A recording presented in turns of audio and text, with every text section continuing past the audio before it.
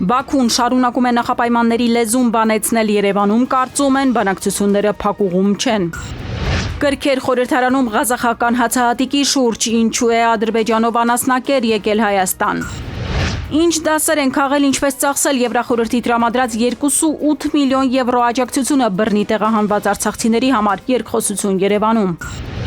Վրաստանում Ադրբեջանից վերադարձող թուրքական ռազմական ինքնաթիռ է կործանվել, որում 20 զինծառայող է եղել։ Ալիևի ցավակցությունները վշտացած Էրդողանին։ Իրանից ներկրվող ամրանների համար պետական տուրքը գրեթե կրկնակի կավելանա, որոշումը տեղական արտադրողին խրախուսելու համար է։ Անվճար դեղեր դեղատնից, ոչ թե պոլիկլինիկայից, հիվանդների կյանքը հեշտացնելու նախարարության ծրագրից դժգոհ է դեղատնային բիզնեսը։ Հետախուզում գլխավոր շտաբի նախկին պետի նկատմամբ Սև լճի մարտական դիրքերը լքելու նրա բանավոր հրամանի հետևանքով հակառակորդը դիրքավորվել եւ հրաժարվել է հեռանալ հայկական հողից։ Պայթյուն Արմավիրի գազալցակայանում պայթել է բեռնատար գազելի գազաբալոնը։ Արմենիայի եթերում նորությունների գլխավոր ժամն է, բարի երեկո, ես Շահանե Մեժլումյանն եմ, ամենակարևորն ու դիտարժանը մեր եթերում։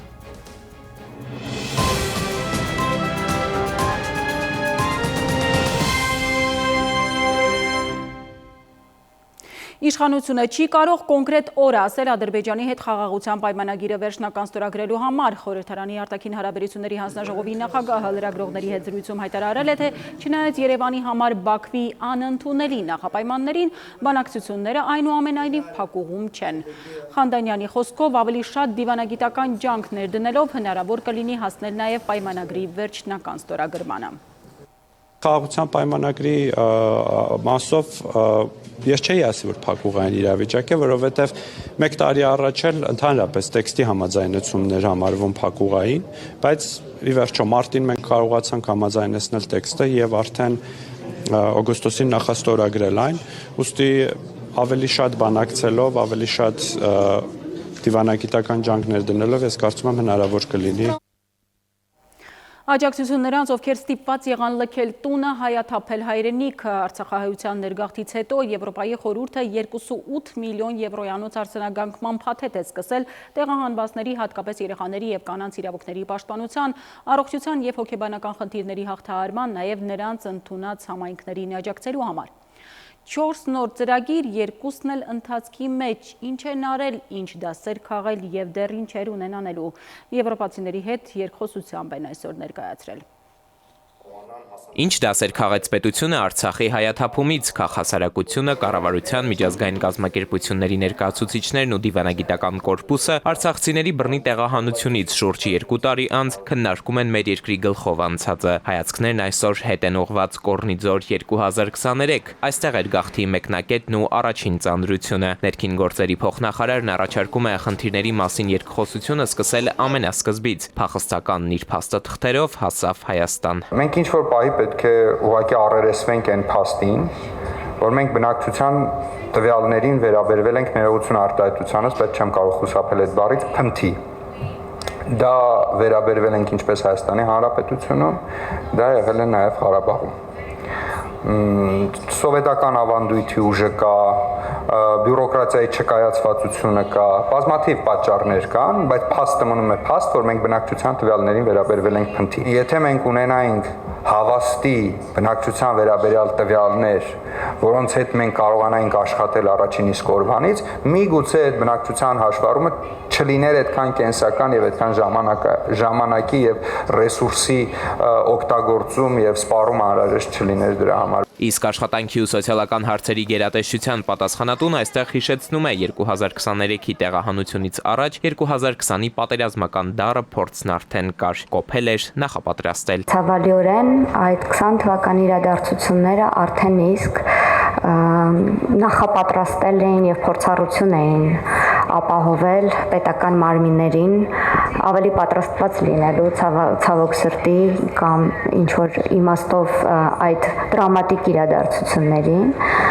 եւ կարողանալու ավելի կազմակերպված արձագանքել արդեն իսկ 23 թվականի տեղահանման իրավիճակին։ Ինչ վերաբերում է Արցախից բռնի տեղահանված մեր հայրենակիցների իրավական կարգավիճակին, որը կառավարությունում համարում են տեղահանության ժամանակ գրանցված բոլոր խնդիրների առանցքը, ապա ներքին գործերի փոխնախարարն ասում է, դրա հետ կապված քննարկումները վաղուց օրակարգում էին, նույն 2020-ի 44-օրյայի ժամանակ էլ, սակայն ընդգծում է, մի բան քննարկելն է, մեկ այլ փաստի հետ հաշվի նստելը։ 2023 թվականին արդեն այդ խնդիրը անխուսափելի էր, որ որևէ կերպ պետք է այսպես իր արձագանքը ստանա, որովհետև այդ կիսատ իրավիճակը մի քիչ այսպես ենք մեկնաբանում իրավունքը, մի քիչ այնպես ենք մեկնաբանում իրավունքը, այլևս չէր կարող լինել, որովհետև կար փախստականության փաստը։ Հաշվառումը մեկ կետից էր գործընթացն այս իմաստով ավելի հեշտ էր, սակայն հոսքի ինտենսիվությունը հաշվի չենք առնում, շարունակում է փոխնախարար Ղազարյանն ու պատմական համեմատականներ անցկացնում 10 օրում շուրջ 120,000 մարդու տեղահանության դեպքերը մատների վրա կարելի է հաշվել։ Այս ծանրաբեռնվածությունը, որ մեր թիմերը Կարմիր խաչը, Առաքելություն Հայաստանը, բոլոր մարդասիրական հասարակական կազմակերպությունները, ովքեր այնտեղ էին, անուրանալի դեր կատարեցին այդ ինտենսիվությանը դիմանալու համար, որովհետև կարող ենք այլ հավասար պայմաններում ուղղակի չդիմանալ։ Մենք գիտենք, որ դա ծանր ազդեցություն ունեցավ նաև հոգեբանական աշխատակիցների վրա, բայց այս ամեն ինչի մեջ էներ, թե ինչ առաջին ռեակցիա կստանան տեղահանված անձինք, որովհետև տեղահանված անձինք արդեն իսկ գալիս են կորուստի մեջից։ 2 տարվա հեռավորությունից ակնհայտ է, Արցախի հայաթափումը վեր է բացառապես հումանիտար ճգնաժամից, այն փորձություն էր նաև կառավարման եւ համակարգային կազմակերպվածության համար։ Պաշտոնյաներն ընդգծում են, ճգնաժամերին ավելի արդյունավետ արձագանքելու համար շարունակական վերլուծություններ եւ ինստիտուցիոնալ բարեփոխումներ են մեր երկրին անհրաժեշտ։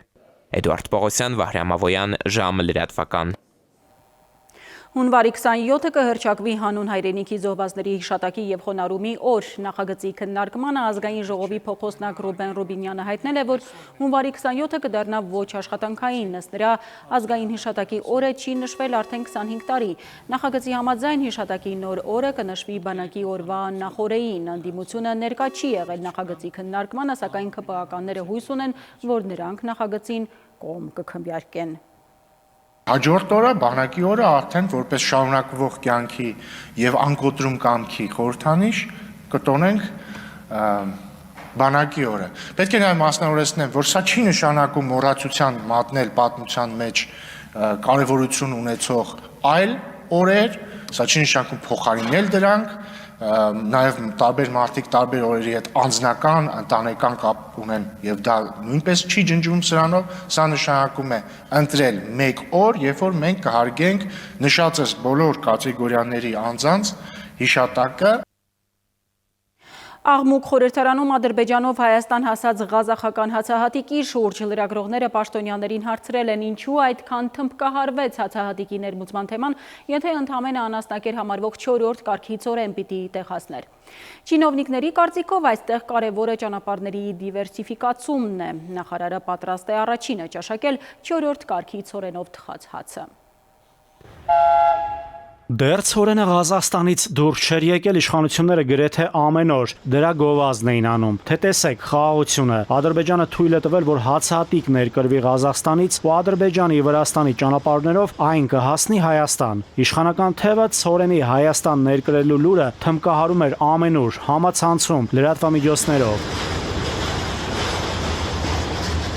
Եվ ահա շատ ավելի ուշ, քան Ռուսաստանից ներկրվող ցորենը կգար, ղազախական հացահատիկը հասավ Հայաստան։ Եվ ի զարմանս շատերի հայտնի դարձավ, որ այն 4-րդ կարգի է, եւ ընդհանուր առմամբ նախատեսված է նաեւ որպես անասնակեր։ Ինչու է 4-րդ կարգի ցորենը։ Որտեվ ուրեմն նշանակում է այդպիսի ցորեն էլ է պետք Հայաստանի Հանրապետության։ Նկատենք, որ էկոնոմիկայի նախարարությունը նախասկզբում չէր հայտնել, որ Ղազախստանից Հայաստան ներկրվող ապրանքը 4-րդ կարգի է։ Ասել են ցորեն է գալի։ Բայց չեն ասել, որ անասնակերը։ Ժողովուրդ, բայց իսկ ասել են, որ ուրիշ ցորեն է։ Ասել են ցորեն է գալի։ Իսկ այդ ցորենը դիվերսիֆիկացիայի ենթակա չի, ցորենը ցորեն չի, կենթանին որ ուտում է, հետո մեզ ինչ-որ բան չի տալի։ Փոխնախարարն այստեղ առաջնահերթ է համարում ճանապարհների դիվերսիֆիկացումը։ Ասում է այսօր անասնակեր է եկել, վաղն էլ բարձրակարգ ցորեն կգա։ Ընդհանրապես, եթե ճանապարհները դիվերսիֆիկացվում են, այդ լավ է։ Հիմա թե այսօր անասնակերայք է վաղն է կգա բարձակակ ցորեն, դա արդեն կյանքը ցույց կտա, բայց պարզ է, չէ, որ եթե ճանապարհները դիվերսիֆիկացվում են, նշանակում է, որ պետությունը բացվում է, այսինքն լավ է։ Էլի ապաշրջափակում չի։ Ապաշրջափակումը կլներ հետևյալը, երբ որ կապ չունի ցորեն կամ այլ բեռներ, գար օրինակ Իջևան կայարան։ Լրագրողները նկատեցին, թե այդքան աղմուկ չէր բարձրանա, եթե նախապես հայտարարվեր, որ անասնակեր է գալիս։ Ավելի ուշ էկոնոմիկայի նախարար Գևորգ Պապոյանը Facebook-յան էջում գրառում կատարեց, հայտնելով, թե պատրաստ է առաջինն ուտել Ղազախստանից ներմուծված ցորենից պատրաստված հացը։ Նաիրի Մուրադյան, ժամը լրատվական։ Այժմ այն մասին, թե ինչ ենք դիտելու թողարկման երկրորդ հատվածում։ Վրաստանում Ադրբեջանից վերադարձող թուրքական ռազմական ինքնաթիռ է կործանվել, որում 20 զինծառայող է եղել։ Ալիևի ցավակցությունները վշտացած Էրդողանին։ Իրանից ներկրվող ամրանների համար պետական տուրքը գրեթե կրկնակի կավելանա, որոշումը տեղական արտադրողին խրախուսելու համար է։ Անվճար դեղեր դեղատնից, ոչ թե պոլիկլինիկայից, հիվանդների կյանքը հեշտացնելու նախարարության ծրագրից դժգոհ է դեղատնային բիզնեսը։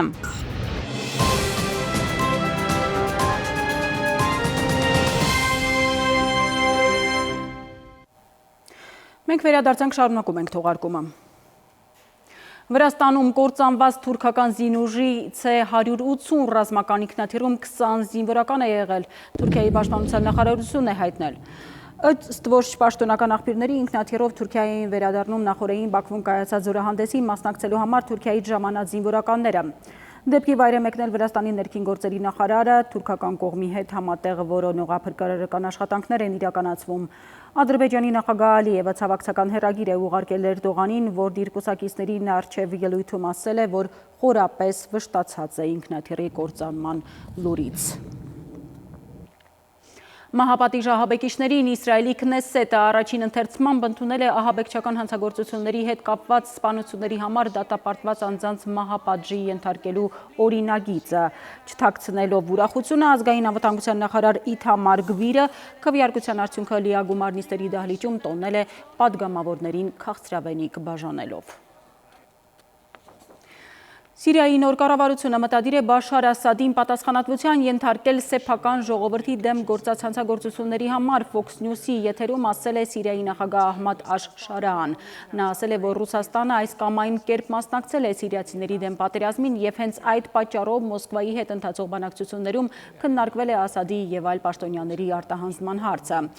Աշ-Շարան նշել է, որ արդարադատության հատուկ հանձնաժողով է ստեղծվել բոլոր մեղադրյալներին պատժելու համար, ինչը կվերականգնի արդարությունը եւ նոր էջ կբացի Սիրիայի պատմության մեջ։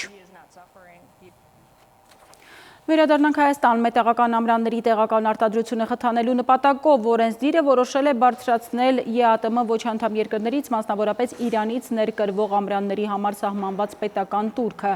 Առաջարկում են 1 տոննա ամրանների ներկրման համար նախկին 29,000 դրամի փոխարեն այսուհետև գանձել 55,000 դրամ։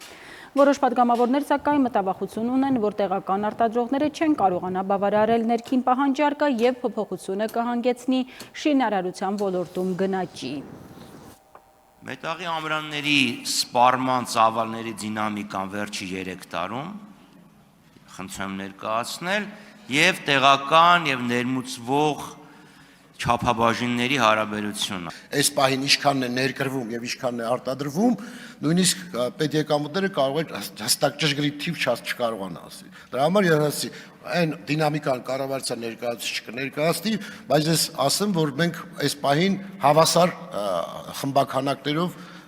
որոշակի հնարավորություն ենք ստեղծել, որ այս պահին էլ հավասարվեն խմբականակներ ներկրման եւ արտադրվող Բազում անճշտություններ կադաստրային քարտեզներում, որոնք շատերին դատարանի դուռն են հասցնում։ Իրավիճակից խուսափելու համար խորհրդարանը նախագիծ է ընդունել, որով կոմիտեն պարտավոր է տեղում շտկել սխալը, վարույթ հարուցել, չափագրողներ, գեոդեզիստներ ու գործուղել վիճելի տարածք եւ ուղղումը անել առանց անգամ սեփականատիրոջ համաձայնության միայն ապացույցների հիման վրա։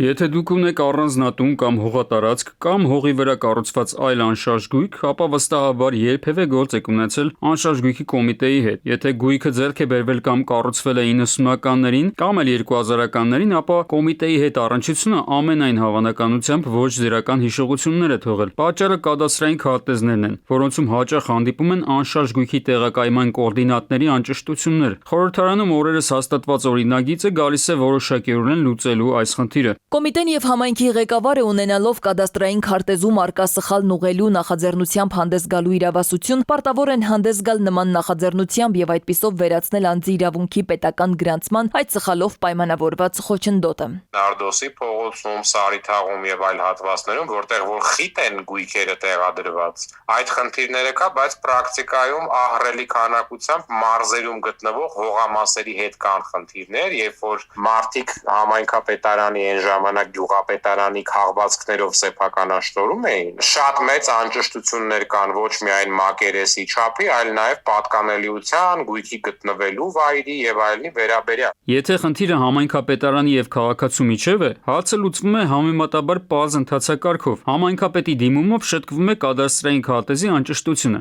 Բայց եթե խնդիրը երկու քաղաքացու միջև է եւ խոսքը վերաբերում է թանկարժեք, ասենք 1 քառակուսի մետրը $1000-2000 արժեցող հողատարածքին, ապա խնդրի լուծման համար մարդիկ տարիներով դեգերում են մի քանի դատական ատյաններով եւ վատնում նյարդերի ահռելի ծավալ։ Հստակ ամրագրվել է, որ կոմիտեի կողմից հարուցված վարույթին մասնակցող անձանց անհամաձայնությունն ուղում կատարելու համար խոչընդոտ չի հանդիսանում, եթե վարույթի նյութերում առկա են բավարար ապացույցներ ուղում կատարելու համար։ Տրամաբանությունը այն է, որ եթե կա սխալ, ոչ թե մարդիկ վիճարկեն մյուսի պետական գրանցումը, այլ վարույթ հարուցվի եւ վարույթի շրջանակներում այդ սխալները բացահայտվեն եւ ուղղվեն։ Նախագծով սահմանվել է նաև, որ անշարժ գույքի սխալների ուղղման համար չափագրման օրվա, ժամի եւ վայրի վերաբերյալ չափագրողը պարտավոր է ծանուցել գույքի այն հարևաններին, որոնք սահմանակից են չափագրվող տարածքի հետ։ Միաժամանակ նախատեսվել է, որ ծանուցված, սակայն չափագրմանը չներկայացած անձինք համարվում են համաձայնություն տված։ Այստեղ իրավաբանների կարծիքով հնարավոր է կադաստրի գործողությունների բողոքարկման համար դատարան դիմելու նոր պատճառ ի հայտ գա, քանի որ չափագրման պրոցեսին չմասնակցած անձինք հնարավոր է նորից ընտրեն հենց այդ ուղին։ Մենք չեզոքացնում ենք այսպես մի քանակությամբ վեճեր, դրա շնորհիվ կամ պատճառով առաջանում են մեկ այլ բնույթի եւ այլ քանակությամբ վեճեր։ Ես չեմ կարծում, որ առանձնապես դատարան դիմելու անհրաժեշտության տեսանկյունից խնդիրը լուծվելու է։ Այս վերջին խնդրից խուսափելու համար կադաստրի կոմիտեն պետք է լուրջ ջանքեր գործադրի կադաստրային քարտեզի անճշտությունների շտկման պրոցեսին բոլոր ներգրավված կողմերին գործընթացի վերաբերյալ ծանոթացելու համար, որպեսզի վերջնական արդյունքում մարդիկ դատարաններով պատտվելու պատճառ չունենան։ Խնդիրը լուծվի հենց կադաստրում հարուցված վարույթի շրջանակում, այն ինչին ձգտել է հասնել նոր օրենքը։ Արմեն Աթալյան, ժամը լրատվական։ Անվճար դեղերը ոչ թե պոլիկլինիկայից, այլ հենց դեղատնից առողջապահության նախարարության ծրագիրը հիվանդների կյանքը հեշտացնելու համար է, սակայն ոչ բոլոր դեղատններն են պատրաստ միանալ ծրագրին։ Ինչու է դժգոհ բիզնեսը եւ ինչ թաքնված ռիսկեր են տեսնում փորձագետները։ Ժամի անդրադարձը։ Սրտանոթային հիվանդություններ եւ շաքարային դիաբետ ունեցողների համար նախատեսված դեղերը, որ սոցիալական կարգավիճակ ունեցողներին անվճար է հատկացվում, առողջապահության նախարարությունը փորձում է պոլիկլինիկաներից տեղափոխել դեղատներ։ Վերջին տվյալներով միայն 350 դեղատուն է միացել այս ծրագրին։ Դեղատները ծրագրի մասնակիցը դառնալ չեն ցանկանում նախարարության սահմանած գնացուցակի պատճառով։ Ասում է փորձագետն ու հավելում, բիզնեսը դժվար է, իսկ փոխհատուցումները ոչ բոլոր դեպքերում են համարժեք։ Դեղն առնելուց հետո դեղատները պետք է գնից 5, 10 կամ 20%-ով պակաս վաճառեն։ Ցանկության դեպքում, սակայն քաղաքացիները կարող են գնալ ու իրենց դեղը ստանալ, որ դեղատնից ուզեն, բայց խնդիրները ավելի շատ են, պարզաբանում է փորձագետը։ Քաղաքացին պետք է 3 հատ տարբեր դեղ վերցնի, հա։ Գալիս է տվյալ դեղատուն եւ այդ դեղատնում ընդամենը 1 դեղն է։ Հիմա ինքը պետք է գնի մնացած դեղատները, որոնք սպասարկում են իդեպ, որպեսզի այն մյուս դեղերն էլ գտնի եւ առնի, դա խնդիրներից մյուս կողմն է։ Երևանի կամ մեծ քաղաքների համար Երևան, Գյումրի, Վանաձոր ինքը նորմալ կարծես թե կարողանում են սպասարկել, բայց արդեն իր գյուղական շրջանների հետ կապված ինքը խնդիր է։ Խնդիրներից մեկն էլ այն է, որ պետության վրա ավելի թանկ է նստում։ Եթե նախկինում պետությունը մրցութային կարգով էր գնում իրականացնում, ապա այժմ արդեն այն մրցութային կարգով չի գործում։ Քանի որ արդեն իսկ սահմանվել է մանրածախ նախ դեղորայքային գնի արժեքը։ Գների մեթոդաբանությունը կառավարությունն է սահմանել։ Առողջապահության նախարարությունը գնային տարբերությունը նորմալ է համարում։ Վերջերս նախարարությունը հայտնել էր, որ իրենց կողմից մշտապես փորձ է կատարվել գների մոնիթորինգ իրականացնել, եւ որ դրանով է պայմանավորված իրենց կողմից հնչած հայտարարությունն այն մասին, որ արդյունքները կամփոփեն, կհասկանան, թե այդ գների ձևավորման հետևանքով կամ արդյունքում ինչ խնդիրներ ունեն, ըստ այդմ էլ շտկումներ կիրականացնեն։ Եթե ինքը sense տենես բյուջեից է դուրս գալի, ուշ թե շուտ մարդկանց գրպանին էլ է դա կպրում։ Եթե լավ նախկինում այդ ծրագրի նույն ծրագիրը օրինակ, պետքա ծախսվեր օրինակ, չգիտեմ, 50 միլիոն դրամ, հիմա բնականաբար ծախսվում է, չգիտեմ, 60 միլիոն կամ 55 միլիոն դրամ։ Այդ նույն դեղորայքի սպասարկման համար։ Ինքը բյուջեից է, միշտ արվեցի բյուջեն, ընդհանուր բյուջե է, որը որ սենց տեն է, բյուջեն է ձևավորվում է քաղաքացիների, ընկերությունների կողմից տված հարկերից։ Խաչատրյանն ասում է, փոփոխություն իրականացնելու համար 1 ամիսն էլ բավական էր։ Եթե մի քանի ամիս էլ շարունակվի այսպես, ապա համակարգը վայրի վերումների կենթարկվի, ինչի պատճառով բուժառուները փաստի առաջ կկանգնեն։ Քնարիկ Պետրոսյան, ժամը լրատվական։ Կրկին դադար մեր եթերում կվերադառնանք րոպեներ անց։ Հետախուզում գլխավոր շտաբի նախկին պետի նկատմամբ Սև լճի մարտական դիրքերը լքելու նրա բանավոր հրամանի հետևանքով հակառակորդը դիրքավորվել եւ հրաժարվել է հեռանալ հայկական հողից։ Պայթյուն Արմավիրի գազալցակայանում պայթել է բեռնատար գազելի գազաբալոնը։ Մետեո աշխարհ ջերմաստիճանն է ապես չի փոխվի, ավելին հաջորդի։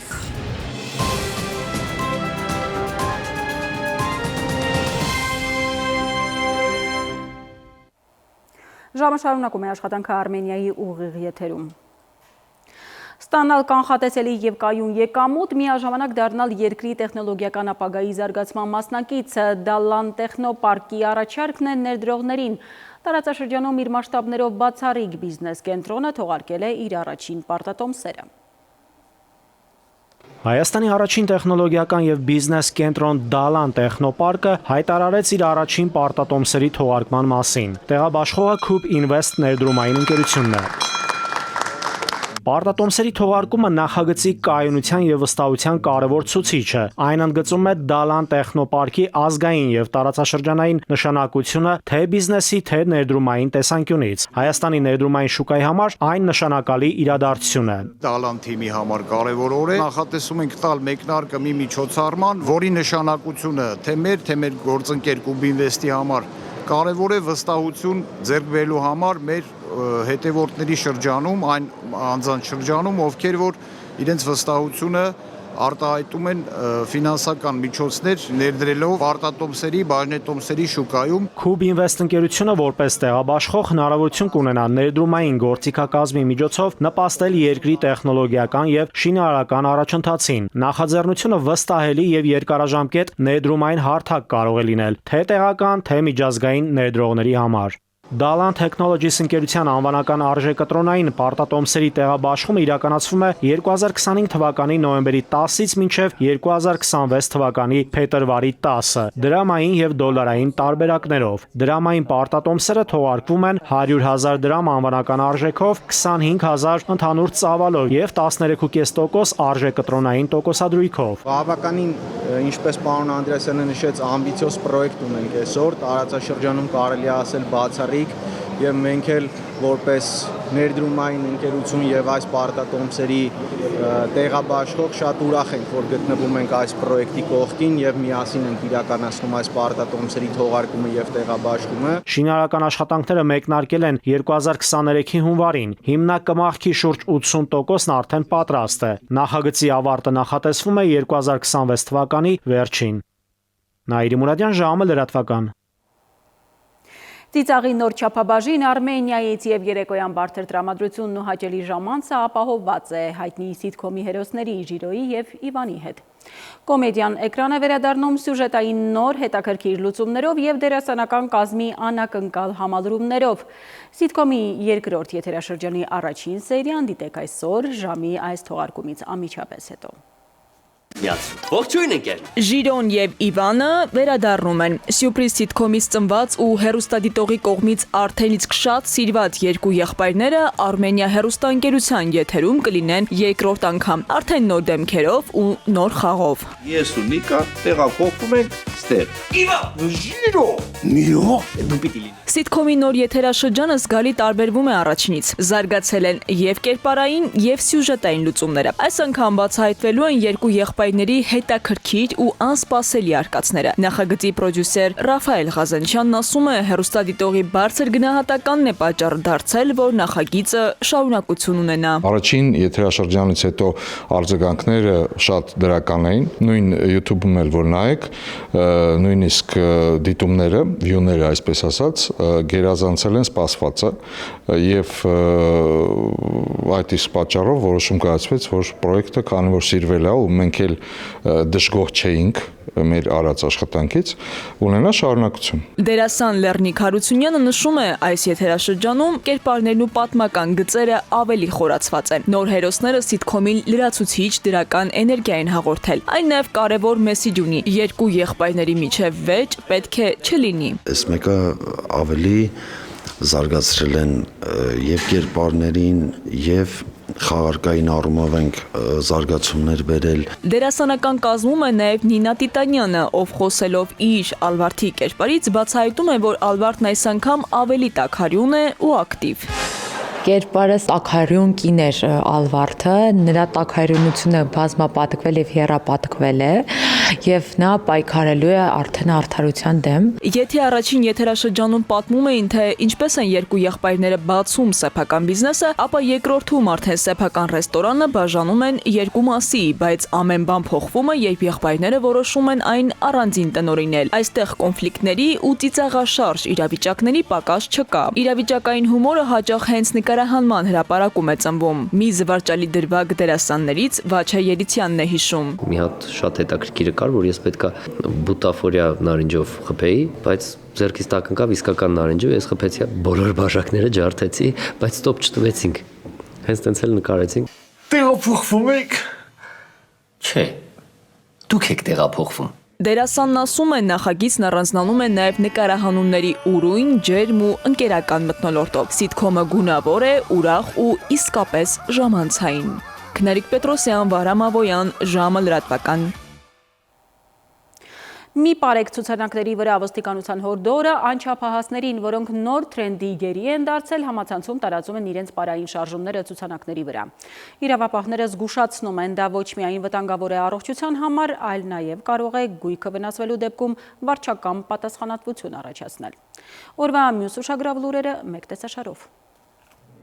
Կարևորն այն է, որ գոնե կարողացանք կորզել բանակցային փաստաթղթերը հրապարակելու խոստում։ Դատական նիստից առաջ ասել է երրորդ նախագահ Սերժ Սարգսյանը, անդրադառնալով Փաշինյանի այն հայտարարությանը, որ բանակցային գործընթացի փաստաթղթերը շուտով կհրապարակի։ Սերժ Սարգսյանը նաև նշել է, որ պետք է ծանոթանա օրեր առաջ ոդքասթի շրջանակներում ունեցած իր հարցազրույցի արձագանքներին, այնուհետև սկսի դրանց պատասխանել։ Քննչական կոմիտեից հայտնում են, որ զինված ուժերի նախկին գլխավոր շտաբի պետի առաջին տեղակալ Արշակ Կարապետյանը դուրս գալով իր լիազորությունների շրջանակից, օգտագործելով պաշտոնից բխող հեղինակությունը տվել է մարտական դիրքերը թողնելու բանավոր հրաման, որի հետևանքով հակառակորդը 2021 թվականի մայիսի 17-ին դիրքավորվել է մարտական դիրքերում, հրաժարվելով դուրս գալ Հայաստանի Հանրապետության ինքնիշխան տարածքից։ Ըստ հաղորդագրության 2021 թվականի մայիսի 12-ին հակառակորդը օգտվելով Մառախլապատ եղանագից Սև լճի տարածքում տեղակայված մարտական դիրքերի միջդիրքային տարածությունից հատել է Հայաստանի Հանրապետության պետական սահմանը շուրջ 3-ից 3.5 կիլոմետր խորությամբ եւ զբաղեցրել նպաստավոր բարձունքներ։ Արշակ Կարապետյանի նկատմամբ որպես խափանման միջոց ընտրվել է կալանքը, հայտարարվել հետախուզում։ Որոշում են ընդունել հեռակա վարույթ իրականացնել։ Մեղադրանք է առաջադրվել գեներալ Մանվել Գրիգորյանի դստերը Նաիրա Գրիգորյանին, որը Արմավիրի մարզի առաջին ատյանի դատարանի դատավոր է։ Հակակոռուպցիոն կոմիտեից հայտնել են, որ մեղադրանքը ներկայացվել է պաշտոնատար անձի կողմից իշխանական կամ ծառայողական լիազորությունները կամ դրանցով պայմանավորված ազդեցությունը չարաշահելուն կամ լիազորություններն անցնելուն եւ ակնհայտ անարդար դատավճիռ կամ դատական այլ ակտ կայացնելու հոդվածներով։ Խափանման միջոց է ընտրվել բացակայելու արգելքն ու գրավը։ Սրբազան պայքարի առաջնորդ Բագրատ Սրբազանը ուղերձ է հղել, որում ասվում է. «Ի հետևում նոյեմբերի 6-ին դատարանի դահլիճում կատարածս հայտարարության, դարձյալ պնդում եմ, որ եթե քննչական կոմիտեի ղեկավարը մինչև նոյեմբերի 13-ը չփաստեց, որ գործում առկա է իբր իմ ձեռագրով գրված ահաբեկչության պլանավորում ծրագիրը, ապա պետք է պաշտոնազրկվի, կոչումազրկվի եւ ենթարկվի քրեական պատասխանատվության, զրպարտության, ճշմարտության միտումնավոր խեղաթյուրման եւ կեղծիքի քարոզչության համար»։ Ներքին գործերի նախարարության փրկարար ծառայությունից տեղեկացնում են, որ նոյեմբերի 11-ին ժամը 16:14-ին Արմավիրի մարզային փրկարարական վարչության ճգնաժամային կառավարման կենտրոն ահազանգ է ստացվել, որ Արմավիր քաղաքի Երևանյան փողոցի վերջնամասում գազալցակայանում պայթել է բեռնատար ավտոմեքենա։ Ըստ նախնական տեղեկությունների լիցքավորելիս պայթել է գազել մագնիշի բեռնատարը, ինչի հետևանքով 2 հոգի վնասվածքներ են ստացել, որից մեկին տեղափոխել են Արմավիր բժշկական կենտրոն։ Մյուս վիրավորին բժիշկները հետազոտել են, օգնություն ցուցաբերել, սակայն նա հրաժարվել է հիվանդանոց գնալ։ Պայթյունի հետևանքով վնասվել է 2 ավտոմեքենա։ Դեպքի փաստով Արմավիրի մարզային քննչական վարչությունում նախաձեռնվել է քրեական բարույթ։ Սվետլանա Ավդիշյան, ժամը լրատվական։ Եվ թողարկման ավարտին եղանակ Լիլի Հովերն է տեղյակ օդերևութաբանների կանխատեսումների։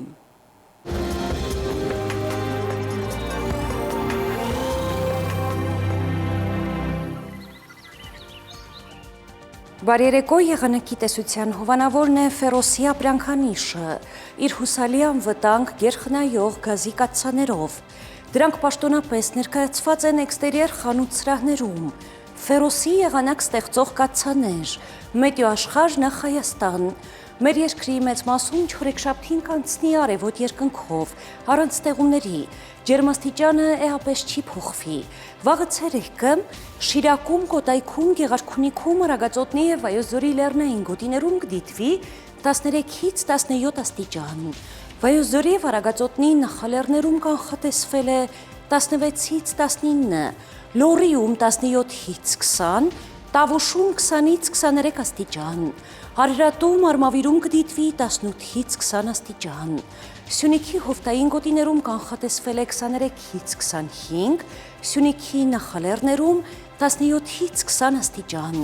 Երևանում օրը կանցնի առանց ստեղումների արևոտ երկնքով, այս գիշեր սպասվում է 4-ից 6, ցերեկը 17-ից 19, երեկոյան 9-ից 11 աստիճան։ Այսքանն էինք պատրաստել այսօրվա համար, ես ձեզ հրաժեշտ եմ տալիս եւ մաղթում խաղաղ գիշեր։